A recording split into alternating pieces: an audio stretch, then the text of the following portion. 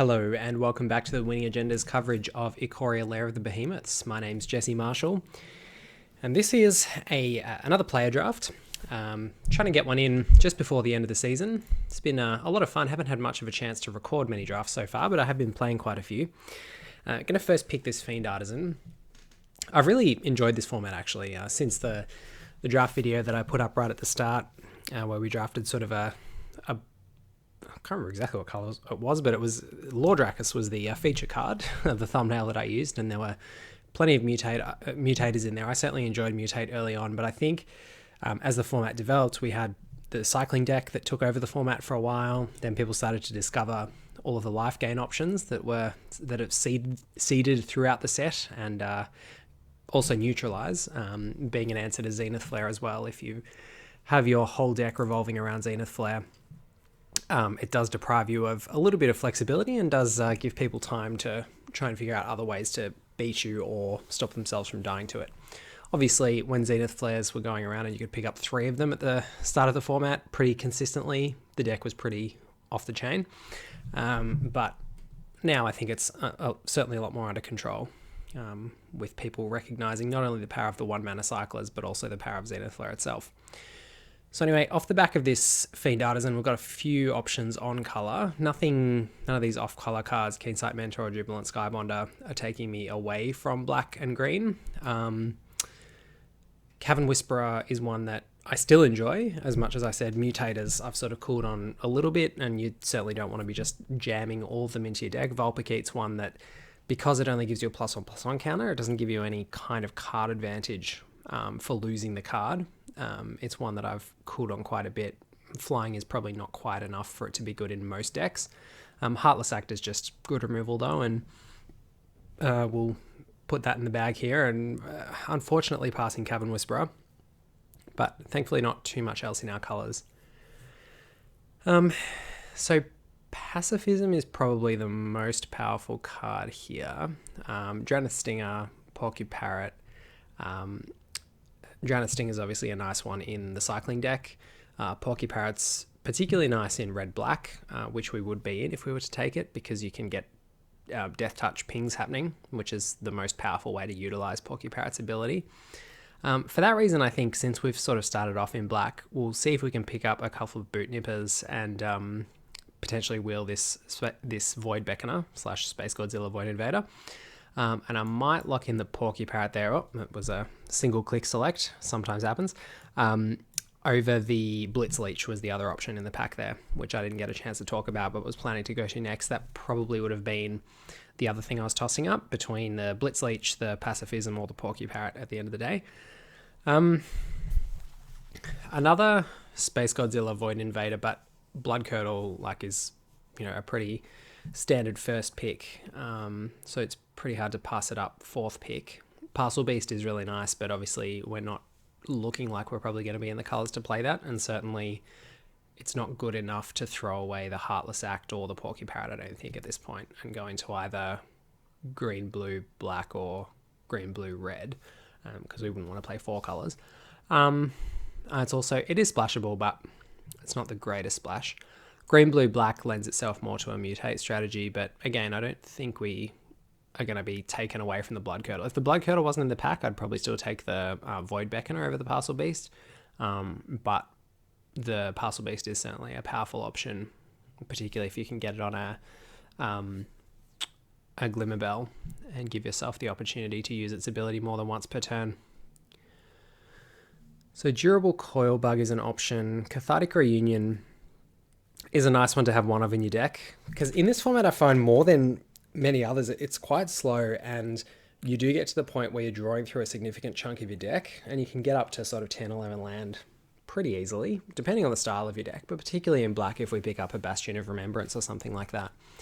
So I don't mind having a Cathartic Reunion.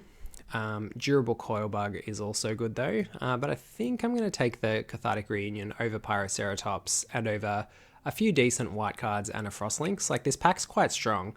There are quite a few good commons there, but we'll just take the Cathartic Reunion for now. Okay, so quite a lot of black sacrifice stuff coming. Durable Coil Bug. I have a feeling we might wheel that one out of the last pack. so I'm not quite minded to take that here. Forbidden Friendship's okay, but we have already got a few things going on it too, and it's not as strong unless you're making use of the dinosaur to do some kind of mutate antics, and it's obviously also has synergy with the blue draw too, the blue divination, I forgot what it's called, one with something. Mutual Destruction is probably the pick here. Obviously works well with Forbidden Friendship and other token generators as well, but I think we'll just take that for now, and just bag the removal. So Cathartic Reunion came around, we could have taken something else over that. I mean, that's the other thing, you do tend to get them quite late, so perhaps that was a little early to pick that one up. Suffocating Fumes is an option, General's Enforcer is an option. We have seen quite a lot of white, but we've also passed a lot of white. But I think General's Enforcer is enough better than Suffocating Fumes that I'm going to take that here. It gives you the opportunity to create tokens, get rid of their cards in the graveyard. Unbreakable Bond and Back for More are both really strong reanimators, as well as Call of the Death Dweller. And people also play the one that gets you back the green one that gets you back a human and a non-human. So yeah, I think that is a decent pickup for us, because yeah, it denies plenty of reanimation effects, but also and also cycling very relevantly. I've won multiple games getting rid of people's cyclers when they're relying on them for their Zenith Flare. So it becomes a must kill for those decks. Don't think I'm going to take one of the white cards here though. And we'll just see if we can maybe splash General's Enforcer. These aren't really strong enough. Huntmaster Liger is one of the worst mutators. Perimeter Sergeant's okay, but I think we'll just take the second Mutual Destruction. It is a bit awkward picking them up when you don't know that you're going to have the opportunity to use them or profitably. We probably do want to value Forbidden Friendships a little more highly now. General's Enforcer is one that's going to synergize well, but if we can pick up a Bastion of Remembrance, a couple of Forbidden Friendships, and a bit of fixing, I think this could turn into quite a nice synergistic deck. Let's pick up the Bloodfell Caves over the Vantasaur. It's quite close. Vantasaur is nice as a 1-mana cycler and also a larger creature, but given that we're going to be a little stretched across 3 colors here, and neither black, red, nor white have particularly good natural fixing on color. It's all in green, really. I think we'll just pick that fixer up, and then yeah, we'll take the Suffocating Fumes over the Garrison Cat. Even though we've got the Mutual Destruction, I still don't love playing Garrison Cat, and I found Suffocating Fumes to actually be castable more often than not. You know, you do run into the occasional Whisper Squad deck. The cycling decks play Valiant Rescuer and other things, which it can be quite relevant against. Cloud Pierce is actually just okay as a 5-drop. I don't love it as a mutator again, because the effect that you get from mutating it is just not really very good. Mutating anything onto a Fiend Artisan though is obviously extraordinarily good value. But yes, we need to start picking up some token generators for the Fiend Artisan. Probably could have valued that Forbidden Friendship actually early on a little higher, because we already had the Fiend Artisan. But yeah, let's take the Dark Bargain, as was auto-selected for us. Dismal Backwater or the Helica Glider. I don't think we're going to be splashing into blue. You never know whether you'll want it for a Mythos or something else, but I think we'll take the Helica Glider because we may play it. And Fighters 1 is a decent one to get last. So we didn't wheel the Durable Coil Bug, which is unfortunate, but we got a Luca. So Luca's one that you need to be a little careful of. There's also a Zenith Flare.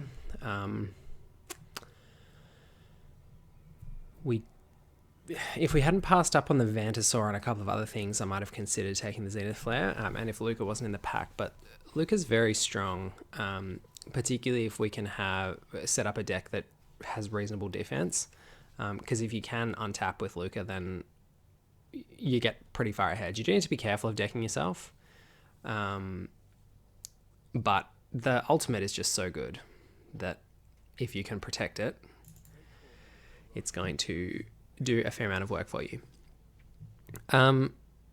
Fire Prophecy over the Divine Arrow. I mean, we've only got one white card. It is one that I do want to try and splash in, at least, but we're not going to take Divine Arrow over Fire Prophecy. I think Fire Prophecy is a better card in a vacuum anyway, but it's also better for our colours.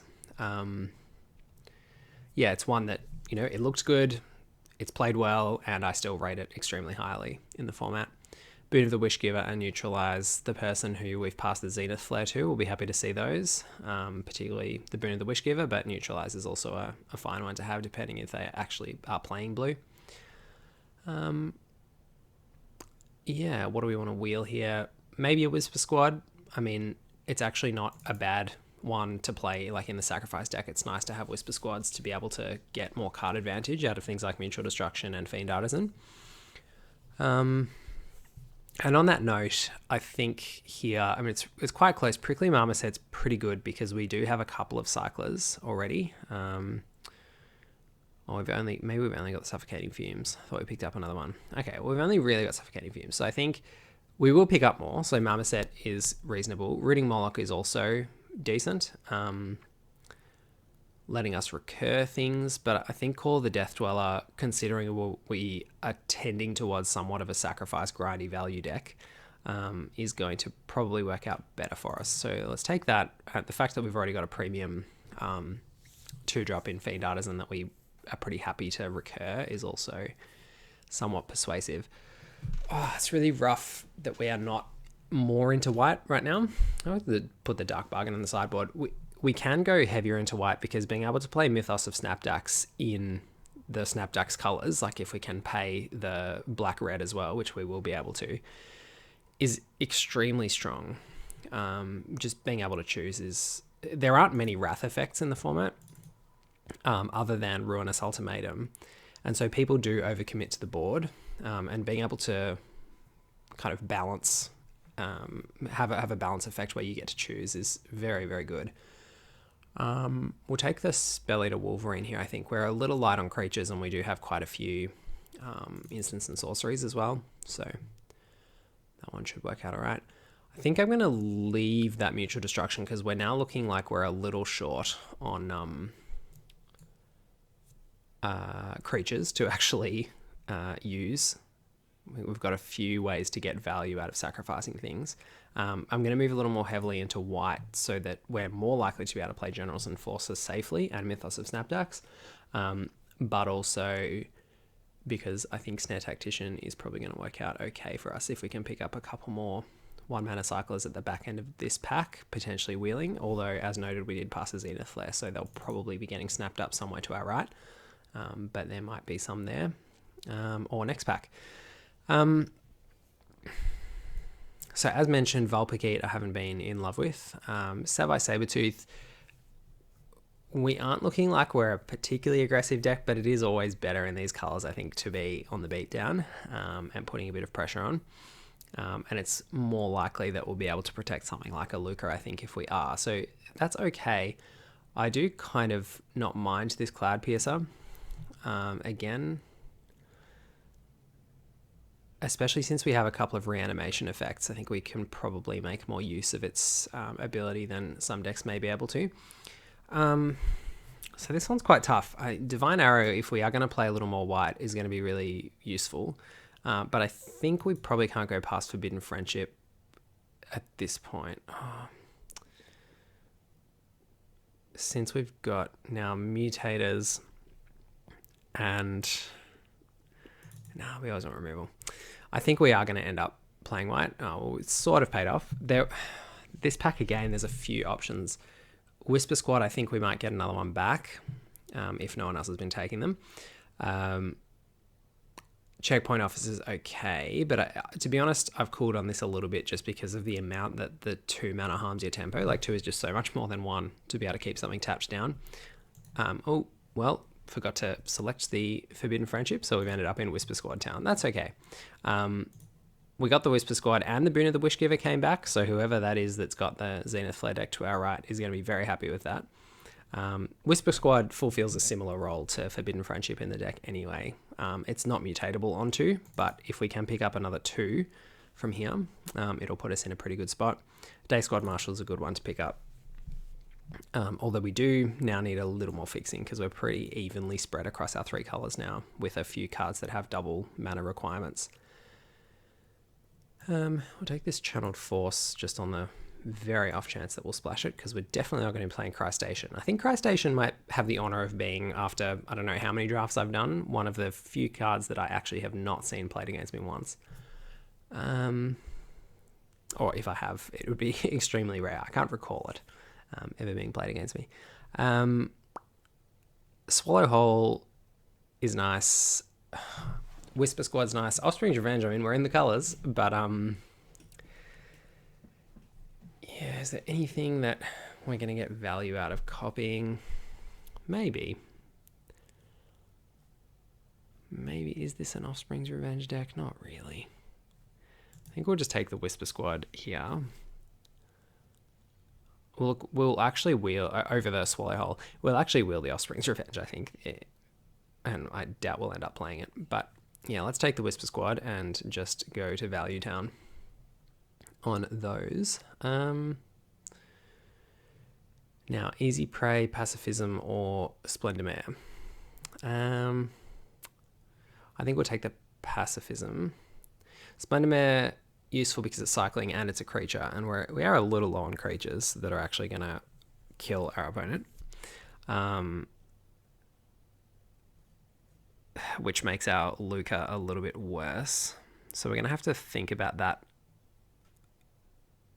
I think we'll take the Pacifism. Marmoset's unlikely to wheel. Splendor Mare's unlikely to wheel.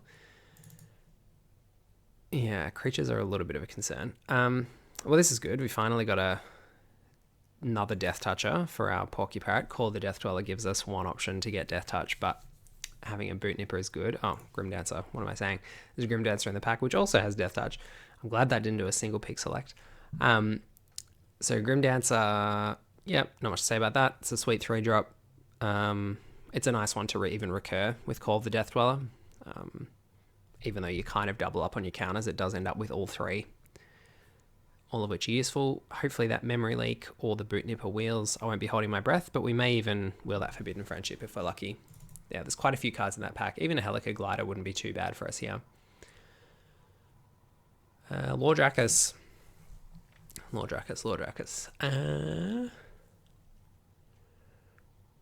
I'm kind of tempted by the Lordrakis and the Bushmeat Poacher. We haven't picked up a Bastion of Remembrance, which is very sad, because that would have been very sweet. Either Bastion of Remembrance or Weaponize the Monsters. I always like to have one or the other in these kinds of decks. So we're kind of hanging out a little bit awkwardly. But I think, given that we've got Heartless Act, Blood Curdle, Divine Arrow, Mutual Destruction, and Mythos of Snapdax, I think we have enough high impact instants and sorceries that we can probably take the Lordrakis here. Oof, and speaking of Ruinous Ultimatum, there is one which we don't really have the fixing to play, but it's such a blowout, and it would mean that we have 2 Wraths. I think there's a chance we'll wheel that Whisper Squad anyway. Don't want to take Regal Leosaur. Drowned the Healer is all we're giving up. I think we can take that and hope that we do pick up a bit more fixing. Oh, unfortunately, the fixing is in the same pack as Scoured Barrett's Bastion of Remembrance, which is exactly what we wanted to pick up here. So that's good. And we can hope against hope that the fixing wheels, because again, this is a pretty stacked pack for other colors. Ominous Seas has been a reasonably high pick. Frostvale Ambush, someone's going to snap up. Excavation Maul and Migratory Great Horn are actually, 2 of the better green creatures, particularly the Great Horn, as a mutator on turn 3 that also accelerates you. But we'll happily take the Bastion of Remembrance here. Wow, okay. There is our cup is overflowing with options here.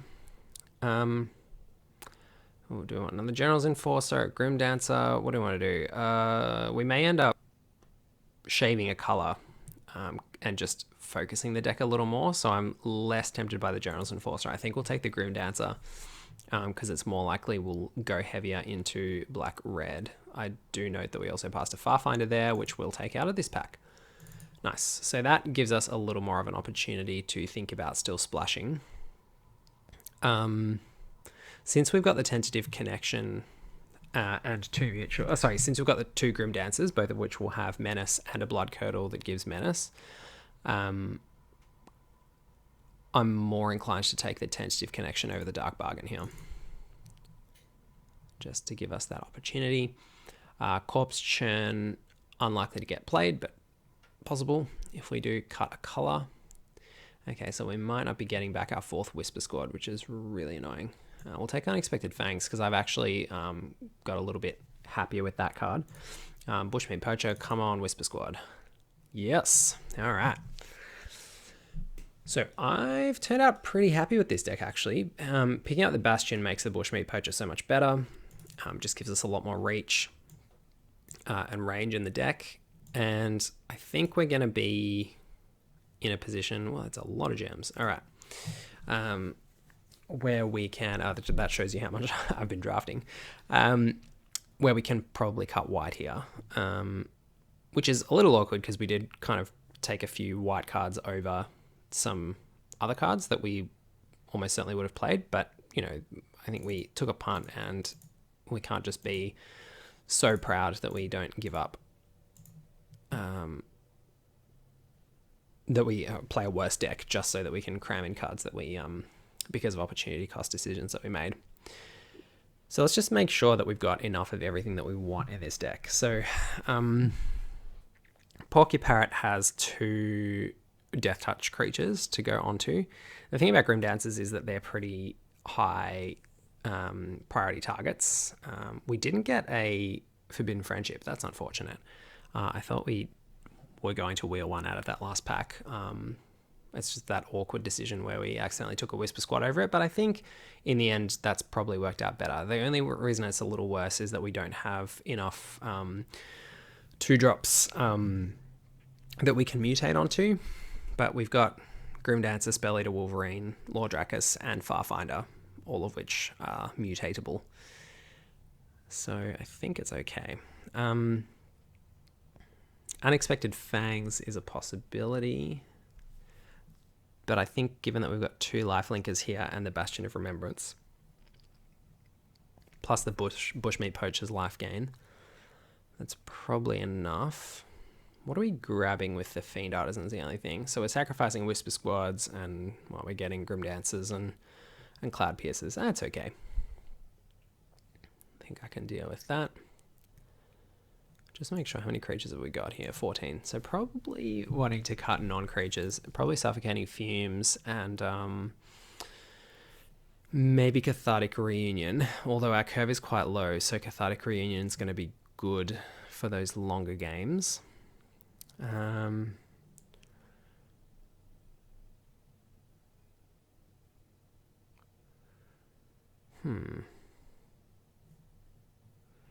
So we haven't quite got the full Luca theme deck package, and we've got the Heartless Act, which I'm not sure if you're allowed to play these 2 cards in the same deck.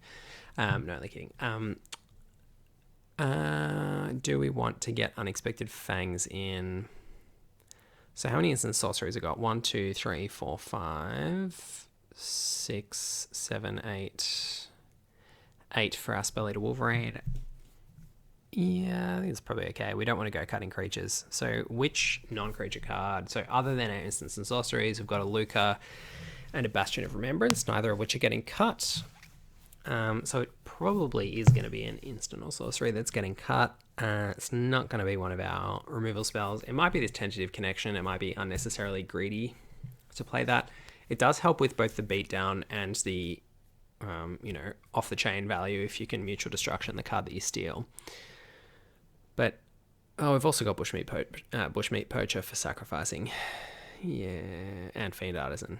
Okay.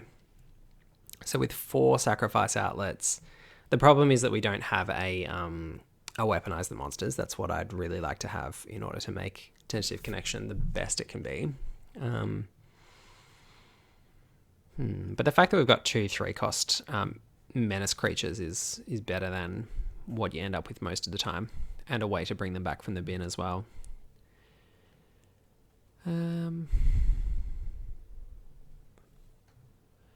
Let's cut... Oh, get rid of these islands firstly. So let's cut a land. We'll go to 16 land, and then I think we're fine. Because our curve, as we mentioned earlier, is quite low. So we want more swamps. So that's 14, 15, 16. So effectively 9, 8. And does that look right? Let's see. Only other options I think are Unexpected Fangs, Suffocating Fumes, or Dark Bargain to come in, or to bring the white back in. I think if we end up against decks... Oh no, I was going to say we could sideboard, but no, we're playing best of one matches, of course. I've been playing a bit of Modo today, so I've got best of 3 in my head. I was going to say we could sideboard into this against more board stall sort of decks, so that we've got our two essentially one-sided wraths. Is the white better than the red? That's the only remaining question that I have. So 1, 2, 3, 4, 5, 6, 7, 8, 9. 1, 2, 3, 4, 5, 6, 7. I think... So I mean, we could easily play 2 black cards instead of the remaining 2 red cards. But I think... Oh, and we've got General's Enforcer as well. It's effectively a white card. It's quite close. Fire Prophecy is better than Divine Arrow, but we've got Divine Arrow and Pacifism. So there's probably more removal there. We don't have the Luca. Lord Ruckus is a little bit of value, but General's Enforcer is a lot of value. And there is a Wrath. All our sacrifice outlets are in black, and the white cards do give us a little more of a way to utilize them.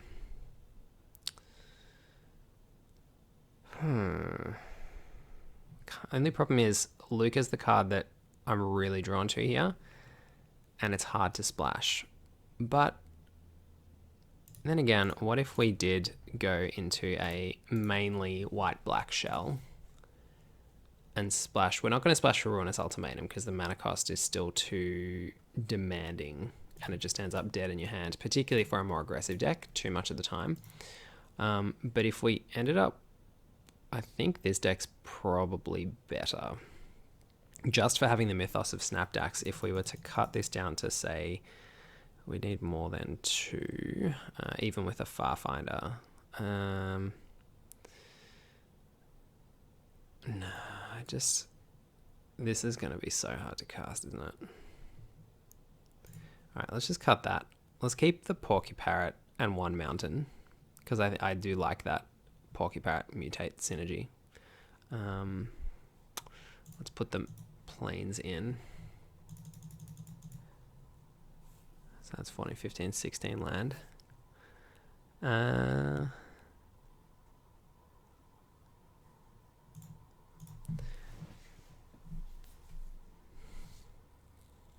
Is that better? So what does Snare Tactician have now? Nothing really. So we're pretty much playing Snare Tactician as a vanilla 2-3. I think we can do better than that.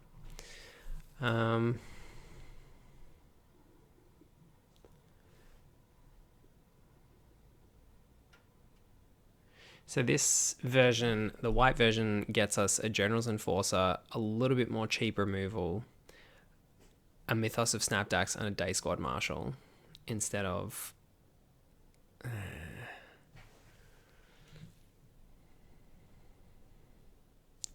It's really close. Mythos is very good, but if we don't draw the Bastion of Remembrance, potentially not quite as good for us.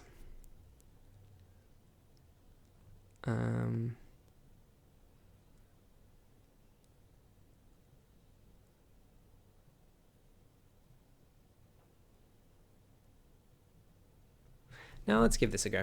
I think this version's better. As good as Luca is.